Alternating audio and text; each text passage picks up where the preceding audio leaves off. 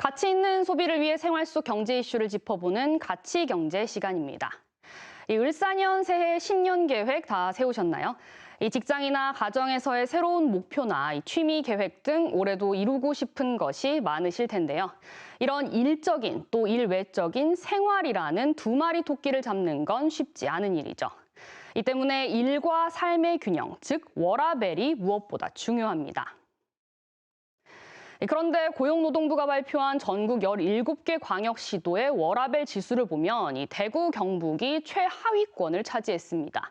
일생활 제도와 지자체 관심도 이 네 가지 항목을 분석한 결과인데 이 대구, 경북 아래에는 제주뿐이었습니다. 이 조사 결과를 보면요. 매년 전국 워라밸 지수는 상승하는 추세인데요. 이번 조사 결과 17개 시도 전체 평균은 60.8점으로 지난 조사보다 2.1점 올랐습니다. 이 모든 지역에서 근로시간이 줄어든 것으로 나타났습니다. 하지만 대구는 1년 새 5위에서 15위로 전국에서 가장 큰 폭으로 떨어졌습니다. 경북은 지난해에도 15위로 최하위권이었는데 그마저도 한 단계 더 떨어진 16위에 그쳤습니다. 구체적으로 보면 이 대구는 휴가 사용과 유연 근무 도입 등의 일 영역과 이 평일 여가 시간, 여성 취업에 대한 견해 등의 생활 영역에서 점수가 낮았습니다. 특히 올해는 정부 인증 가사 서비스 활성화 실적이 가점 항목으로 신규 포함됐는데 대구시는 활성화 노력이 없어서 가산점을 받지 못했습니다. 경북도 생활 영역에서 대구와 마찬가지로 낮은 점수를 받았고 특히 지자체 관심도 영역도 낮았습니다. 문제는 일과 삶의 균형이 저출생 극복과도 밀접한 관련이 있다는 겁니다. 실제로 워라밸이 좋아야 출산율이 높다는 조사 결과도 발표됐습니다. OECD 27개 나라를 대상으로 2005년부터 2021년까지 일, 가족 돌봄, 자기 돌봄 이 세 개 영역을 지수화해 살펴본 결과인데요.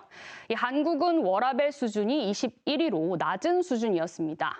이 일 영역 균형을 보면 이 연간 근로시간이 가장 높은 2,000여 시간이었는데요.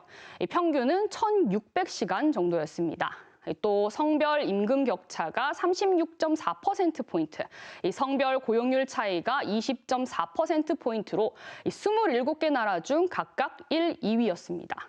이어서 자기 돌봄 균형을 보면 이 학습에 참여하는 비율은 평균 14.1%인데 반해 이 한국은 1.9%로 가장 낮았고 이 가계 지출 대비 문화여가비 지출이나 이 GDP 대비 문화여가비 역시 하위 6, 7위 수준이었습니다. 다만 가족 돌봄 균형 분야는 상위권이었는데요. 이 유급으로 제공되는 부성휴가 길이가 가장 길고 이 유급 모성휴가 길이와 이 모성휴가의 소득, 이 정책 환경 수준도 높은 것으로 나타났습니다.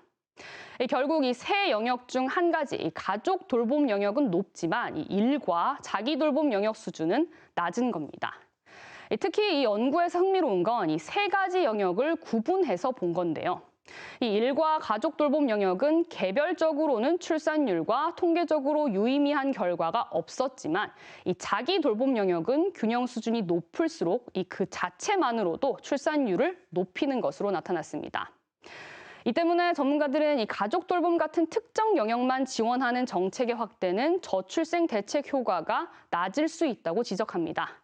또 근로시간 단축을 위해 주 4일제 적용을 검토하고 이 학습과 여가 문화 등 자기 돌봄 활동에 적극 참여할 수 있도록 개입해야 한다고 강조합니다. 최소한의 자기 돌봄도 이뤄지지 않는 삶에서 이 결혼과 출산을 선택하는 건 쉽지 않습니다. 일, 가족 양립을 지원하는 정책도 중요하지만 충분히 자기 돌봄을 누릴 수 있도록 지원하는 정책 확대가 필요해 보입니다. 지금까지 가치경제 오하영입니다.